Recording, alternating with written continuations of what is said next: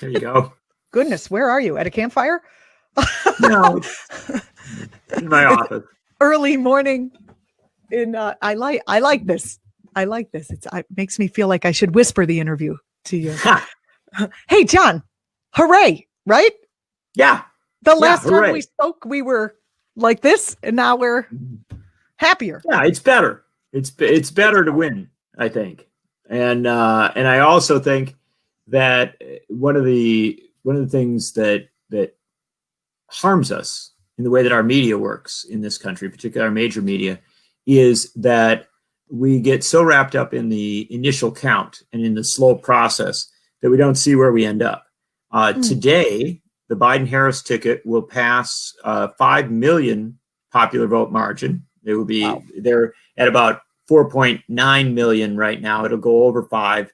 That's headed towards 6, maybe a 7 million vote victory. Additionally, doesn't that make you feel better about humanity? I mean, people were losing their minds about how it was 50-50 and it was so close. And it's not 50-50. Here's another fact for you, just for the heck of it.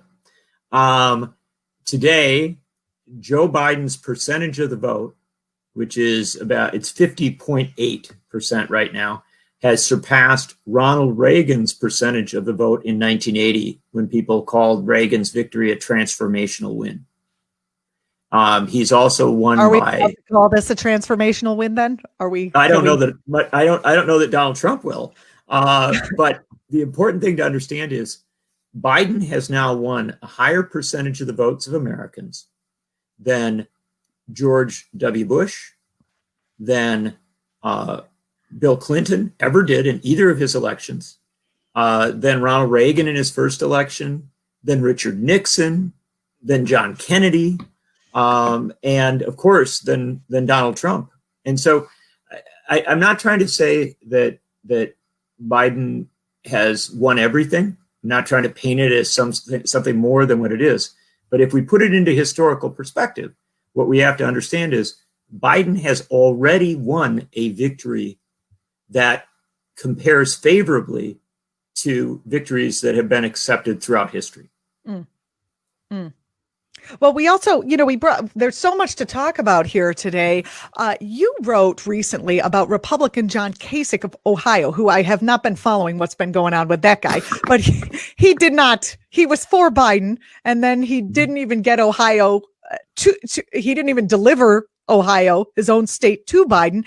He basically had a platform to argue that Democrats would have done better if they had been more clear in rejecting the hard left. Why would any Democrat fall for this is a question I have. John Nichols is here to answer that question. He writes for Politics About at The Nation, which I'm sure you've all been reading. He's the national affairs correspondent there. And he is the author of many books, including the most recent, The Fight for the Soul of the Democratic Party, The Enduring Legacy of Henry Wallace's Anti-Fascist, Anti-Racist Politics. John, thanks for joining us today. It is an honor to be with you.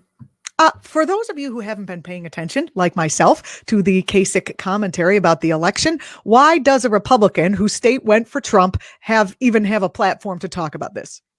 Well, one thing that is well understood in Ohio, and I was a newspaper editor in Ohio for quite a while as a young writer, is that the most dangerous place in American politics is between John Kasich and a TV camera, because he's going to fill that space immediately, and he will rush into the void with his commentary, and that's understandable. He's not the only person that does that.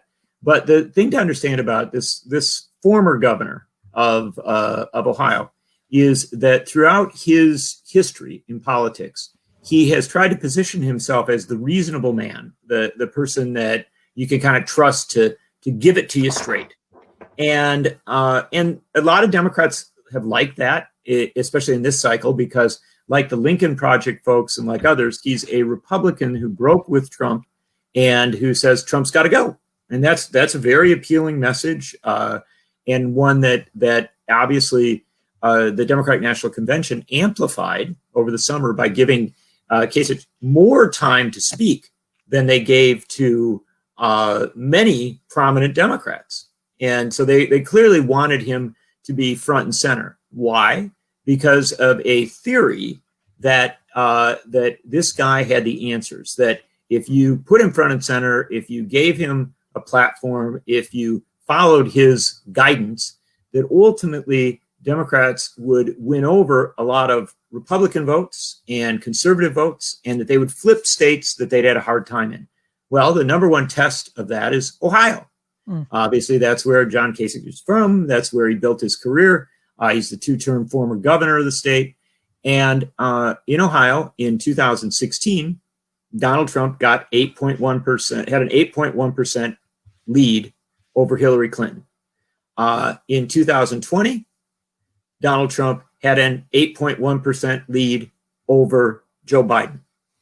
John Kasich changed nothing. He had no impact on his state whatsoever. It's a zero, just a complete zero impact.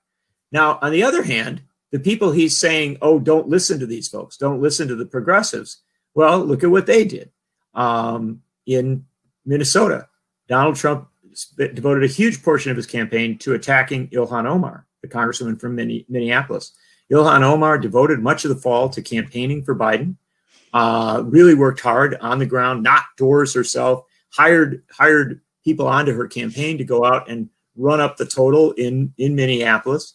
Well, in Minneapolis and Hennepin County, the surrounding county, the Democratic total increased by 100,000 votes in a very critical battleground state. Let's look at Wisconsin. In Wisconsin, Mark Pocan, the co-chair of the Congressional Progressive Caucus, restructured his campaign, put out new bumper stickers and posters that had Biden and Harris's name on it, because Pocan's very popular in the district, and he wanted to, link them in and pull them up, and also just build out a campaign on their behalf. Dane County and Madison produced another 35,000 vote advantage, 35,000 more votes for the Democrats than in 2016. Over in Milwaukee, Gwen Moore, a very progressive member of Congress, started something called More Action, encouraging people, to vote for her, but also, really mobilizing for the Biden-Harris ticket. Milwaukee produced another 20,000 votes from 2016 for the Biden-Harris ticket. Wisconsin won by just 20,000 votes. So those votes out of Madison and Milwaukee really mattered. Michigan, in Detroit, Rashida Tlaib, huge amount of campaigning, grassroots mobilization, working with labor, grassroots groups.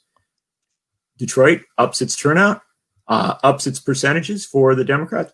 Democrats easily win Michigan.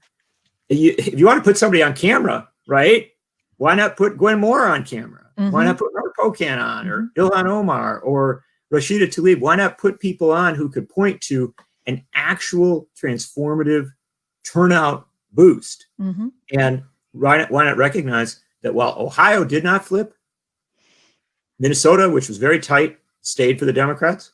Wisconsin, Michigan, and Pennsylvania flipped. The blue wall reconstructed, and progressives had a huge role in that. John, I have a question for you. Do we have any breakdown of that large margin, the large electoral vote margin that Trump won by?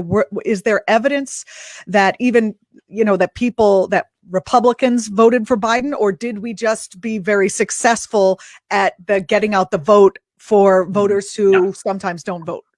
That's a terrific question. And the answer is that when you're winning by 5 million popular votes nationally, heading up to perhaps 6-7 million, a huge victory. There's a lot of components to it. There are a lot of moving parts. It is, in fact, true that in some suburban areas, there was real progress for the Biden-Harris ticket. I've looked into some of the collar counties, so-called collar counties or suburban counties around major metro areas. And in the close-in suburbs, you did see progress. And that's to be noted and put in the mix. There were some Republicans who voted for Biden-Harris. But the important thing to understand is Donald Trump still got the overwhelming majority, huge overwhelming majority of Republican votes. What changed is that while Hillary Clinton got the overwhelming majority of Democratic votes, there were more Democratic votes. And those totals did bump way up in a number of urban areas across the country. This mobilization, this grassroots mobilization done by organized labor, by grassroots groups, by some progressive elected officials who really devoted their energy to it and really highlighted the importance of this thing, that mobilization worked. And if I look across the country, what I would suggest is that the Biden-Harris ticket succeeded because it built out the Democratic coalition. Now, in that Democratic coalition, there were some Republicans, there were some conservatives even who came across. Welcome and to the good. Franklin Roosevelt would tell you that the New Deal coalition had some Republicans in it as well. But overwhelmingly at the heart of it was Democratic constituencies that were bumped up, that were boosted. And that's something that we ought to focus a lot more on.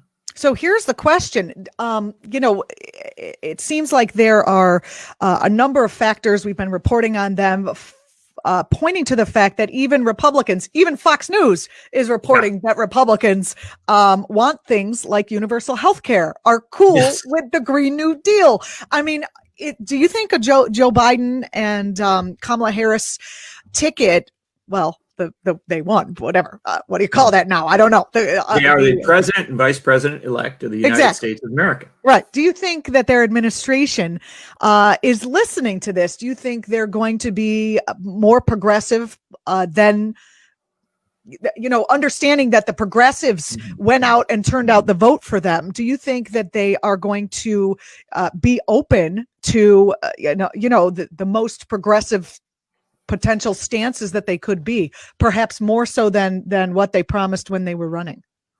Well, remember, they promised quite a bit. Their platform was quite progressive, and it was influenced by the grassroots of the party, by a collaboration, frankly, between Joe Biden and Bernie Sanders to appoint the task forces and things like that. However, in the fall campaign, you're right, it was a lot of mixed messages, and you especially saw that in the debate. We love fracking, Green New Deal. Yeah, fracking. I beat Bernie Sanders, all that. Right. You heard all that.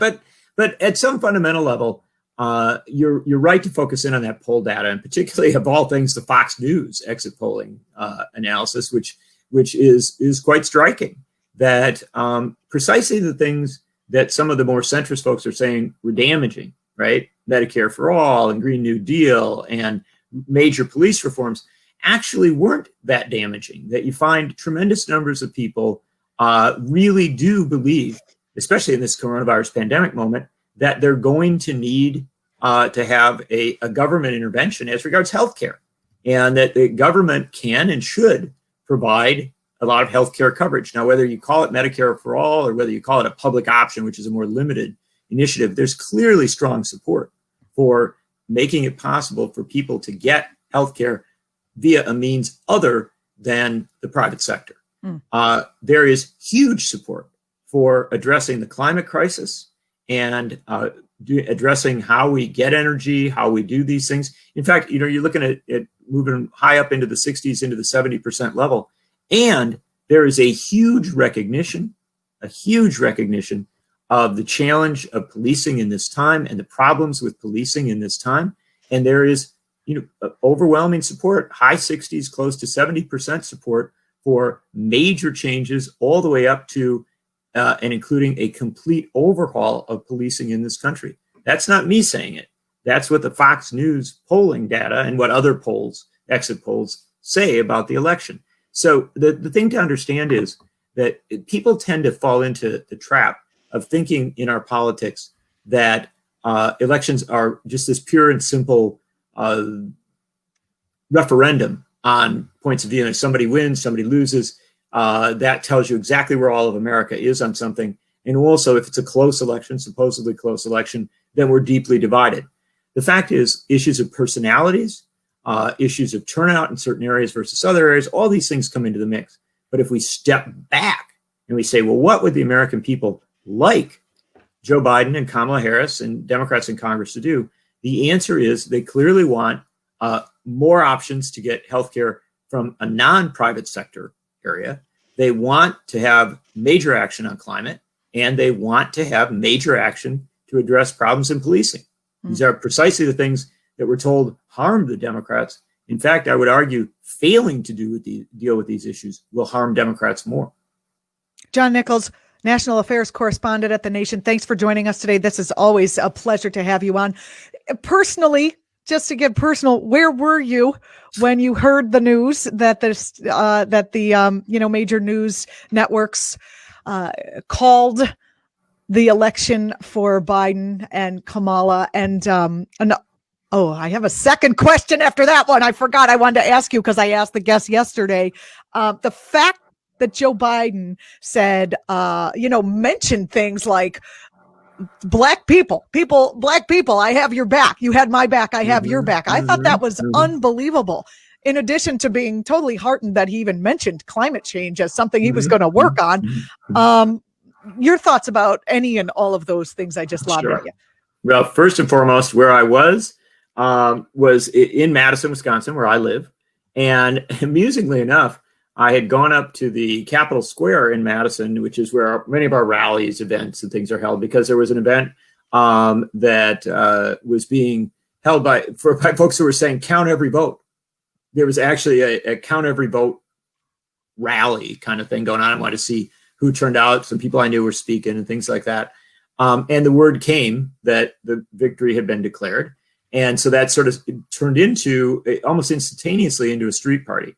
And I was on the square in Madison it was really quite an epic thing. And we saw it all over the country. So it's certainly not just Madison, but, caravans of cars came up with people waving flags. Particularly a lot of immigrant rights activists were there. You had Black Lives Matter activists who have a regular event on Saturday, and that evolved into a dance party, among other things, yes. in a good way. Awesome.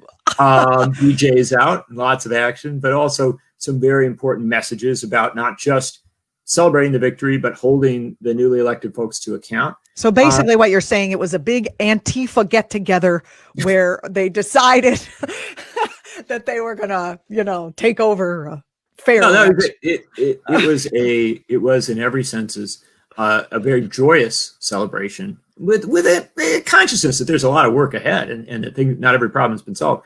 But people, you really saw an interesting reaction, and it was a little different than what I thought. I had anticipated that Biden and Harris would win. But when it finally came, I had thought, well, it might just be a big national sigh of relief that everybody's I think that glad was. Yeah. This was more than that. There was a sense of celebration of possibility. And you really heard a lot of people talking about what could be accomplished, what has to be accomplished. So that's where I was. And then on the night when we tuned in and watched what Biden and Kamala Harris in her remarkable speech had to say, it was pretty powerful. And I think that Harris set it up incredibly effectively with a speech that was in many ways very historical. It referenced the people who had come before and the long journey. And then it said, we recognize we have been elected with an agenda to do a set of things. And she ran down a number of very progressive ideas and programs. And then Biden came on. And it was an interesting thing because I had wondered whether Biden, who has a tendency to go straight to the unity message, right? Straight to the reconciliation message. That's one of his strengths. He is a reconciling figure. That he would go short on the recognition of the people that had elected him, right? Try so hard to talk to the Trump voters, which I understand, and that's a part of claiming victory, that he would forget about talking about the people who actually brought him there. And he didn't. In fact, he was very, very pointed, as you suggest, in referencing critical players in the coalition, people who actually made it happen.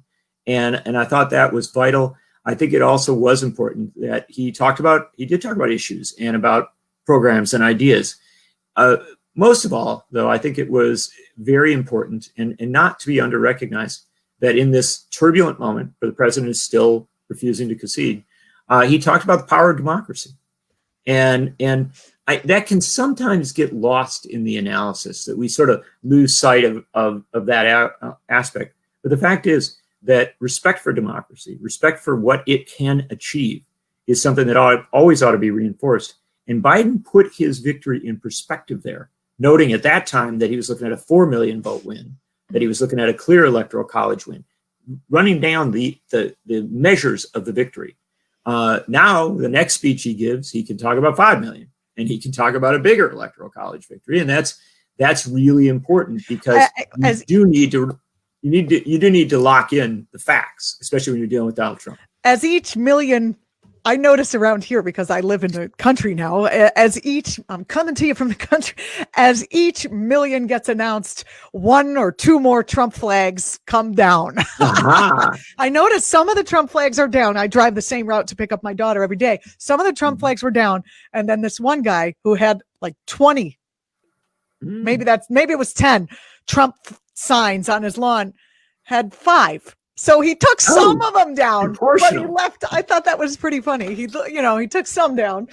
That's an important measure, and it's not to be underestimated. I think it's actually what's sort of driving the president to the brink at this point and really kind of, shaking him, is that it does appear both in anecdotal evidence and in some of the we've still got very initial polling data, but it does appear that a lot of Republicans are accepting this result. They don't like it. And I'm not going to tell people, what to think about an election result. I know what I think. Other people will have their take on it. So I understand they may not like it, but the fact of the matter, they're calling in right now as we Time's speak. up. No, not as a poll, but they may not like it, but they are accepting it, and that's very different than Donald Trump. That's a big deal. And frankly, as each percentage of the Republicans and Trump voters accept the result, that's more of the weight kind of tipping, not toward Biden, but toward a recognition of what our small d Democratic experiment has done. Mm-hmm. And if Donald Trump wants to resist that, he will find himself, as he clearly does, he will find himself increasingly isolated, not just isolated by Democrats and independents who had voted for Biden, but also even by members of his own party. And that's critical. That's critical to actually having, what we all seek, which is what at least I think is vital, and that is the peaceful transition of power. We're speaking with John Nichols of The Nation. You can follow him on Twitter at Nichols Uprising, Nichols Uprising, spelled in the traditional manner. John, when I looked at the schedule for who was coming on this week, I was very happy to see that I was going to be able to share this kind of conversation in this moment with you. Thank you so much for being part of our Act TV guest slate. And thanks for all the work you do to try to push this country in a progressive direction. I appreciate it. Thank you so much. It's always an honor to be with you. You're watching Act TV. I'm Julianna Forlano. If you are watching on YouTube, don't forget to subscribe to our channel. We bring you this kind of talking, 5 days a week. And we have a slate of radicals, progressives, labor, union folks. We've got everything here at Act TV. So stay tuned and be sure to listen outside the box. If you're a radical, listen to the non-radicals. If you're a non-radical, listen to the radicals. And we hope we're doing a service to you. Thanks for watching.